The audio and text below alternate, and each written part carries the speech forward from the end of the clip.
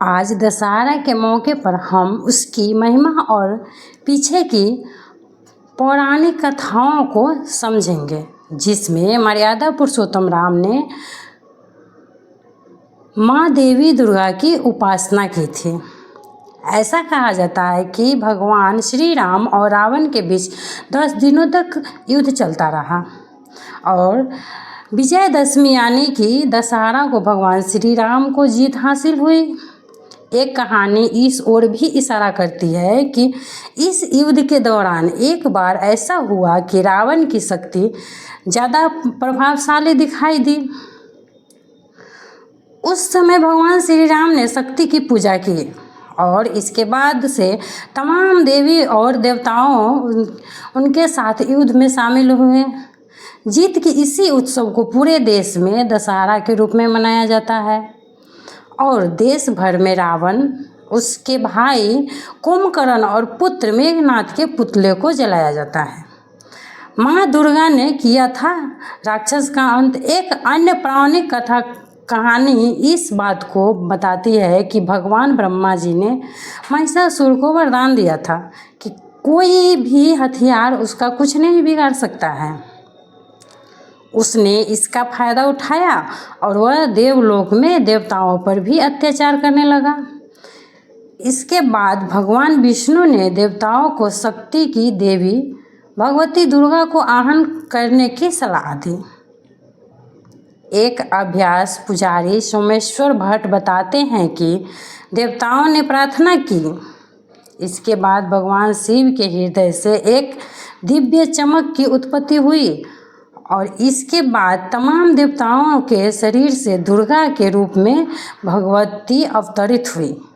शिव पर सवार देवी दुर्गा ने तमाम राक्षसों का संहार किया और अंत में विजय हुई।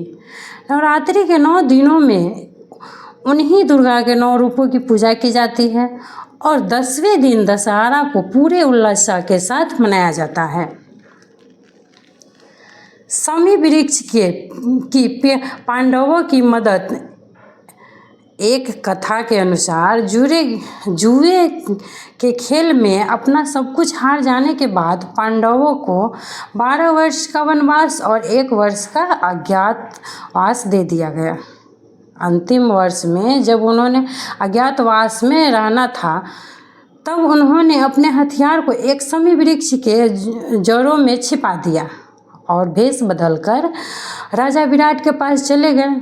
इसी बीच कौरवों ने राजा विराट के राज्य पर हमला बोल दिया, जिसकी वजह से पांडव योद्धाओं ने अपने हथियार फिर से निकाल लिए। यह युद्ध उस लंबी कड़ी का एक हिस्सा था जिसमें महाभारत नामक महायुद्ध की भूमिका तैयार की। कल्लू में विजयदशमी के पर्व मनाने की परंपरा राजा जगत सिंह के समय से मानी जाती है। यहाँ के दशहरे को लेकर एक कथा प्रचलित है, जिसके अनुसार एक साधु की सलाह पर राजा जगत सिंह ने कल्लू में भगवान रघुनाथ जी की प्रतिमा की स्थापना की। उन्होंने अयोध्या से एक मूर्ति लाकर कल्लू में रघुनाथ जी की स्थापना करवाई थी। कहते हैं कि राजा जगत सिंह किसी रोग से पीड़ित थे, अतः साधु ने उसे इस रोग से मुक्ति पाने के लिए रघुनाथ जी की स्थापना की सलाह दी। उस अयोध्या से लाई गई मूर्ति के कारण राजा धीरे धीरे स्वस्थ होने लगा और उसने अपना संपूर्ण जीवन एवं राज्य भगवान रघुनाथ को समर्पित कर दिया।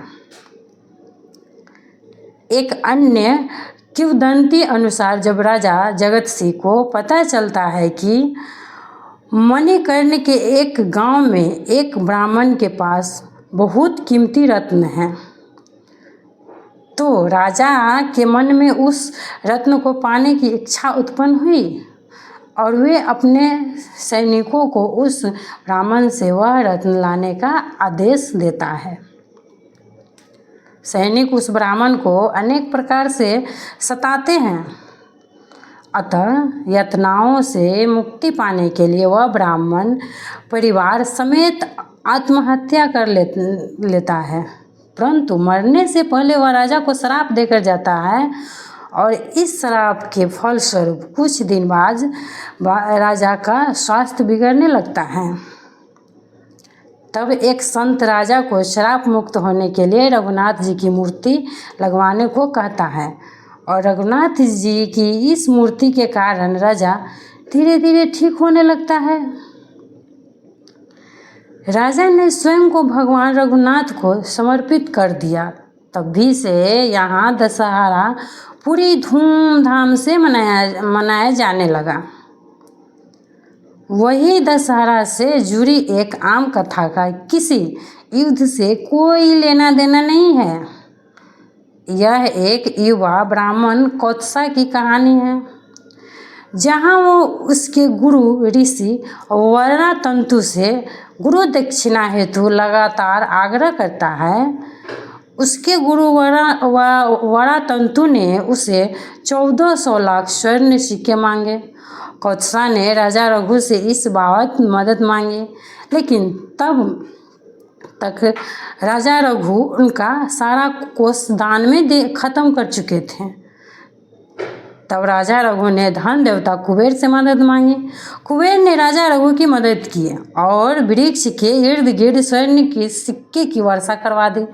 राजा रघुनाथ ने इस सारे वर्षे हुए धन को कौत्सा को दे दिया और कौत्सा ने पूरा धन गुरु के चरणों में अर्पित कर दिया। गुरु ने मांगी हुई दक्षिणा ही अपने पास रखी और बाकी को लौटा दिया।